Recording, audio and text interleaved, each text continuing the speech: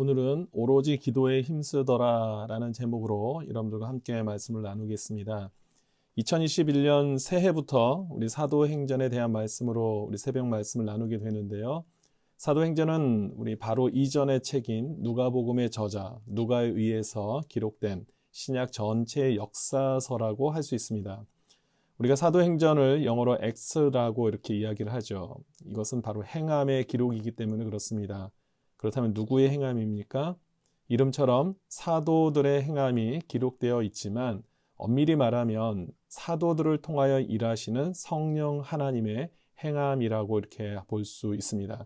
그래서 어떤 분들은 사도행전이 아닌 성령행전이다라고 그렇게 이야기하는 분들도 많이 계시죠. 어떻게 보면 기독교의 신앙은 행동과 관련이 있다고 볼 수 있습니다. 그래서 어느 목사님들은 믿음이 무엇이냐라는 질문에 믿음은 동사다라고 그렇게 답하는 경우들을 보게 되죠.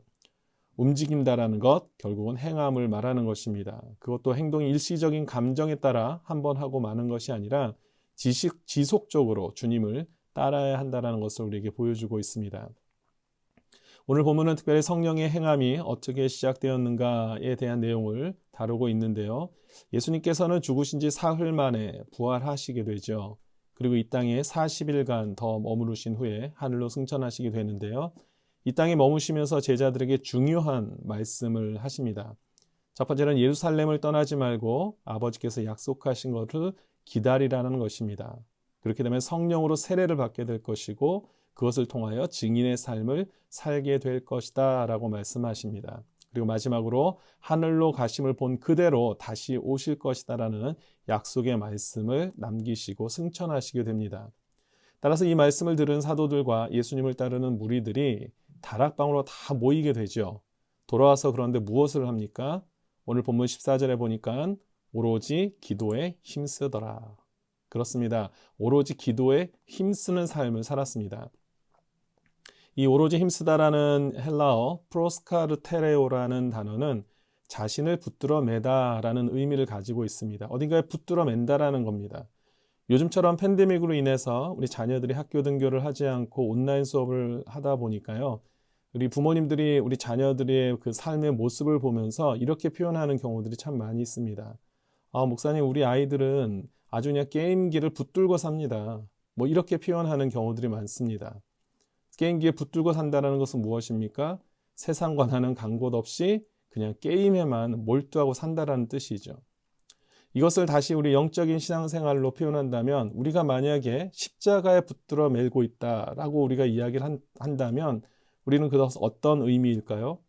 바로 하나님 말씀대로만 산다. 세상과 나는 간 곳 없고 하늘나라의 영광을 위해서만 산다. 그런 의미가 되겠죠. 여러분들은 어떤 일에 붙들려서 시간 가는 줄도 모르는 그런 일들이 있습니까?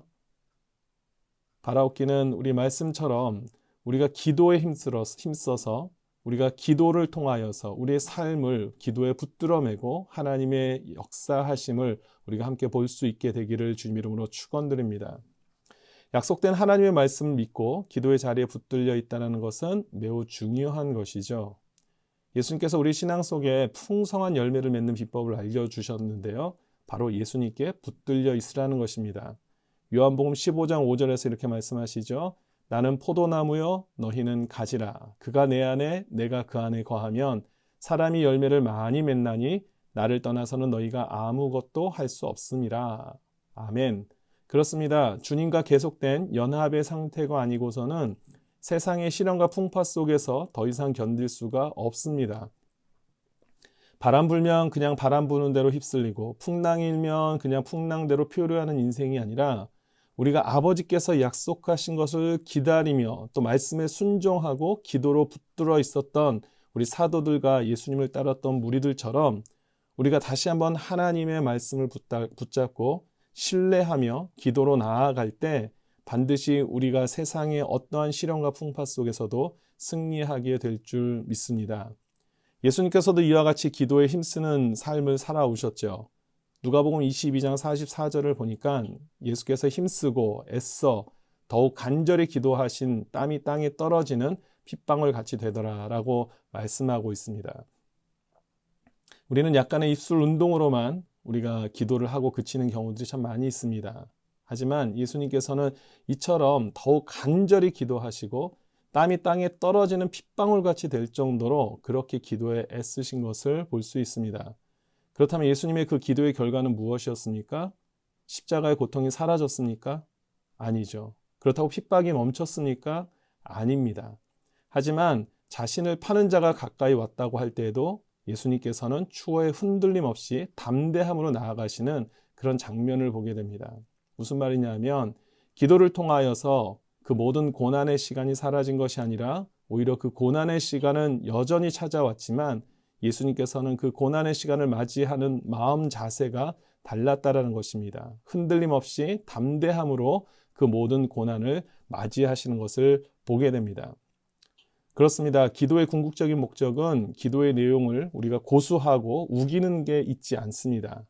하나님과의 관계를 통하여 하나님의 뜻과 나의 뜻을 맞추는 데 있습니다. 그렇게 되다 보면 우리의 기도의 내용이 바뀌고 또한 예수님처럼 어떤 상황 속에서도 감당할 수 있는 능력을 갖게 됩니다.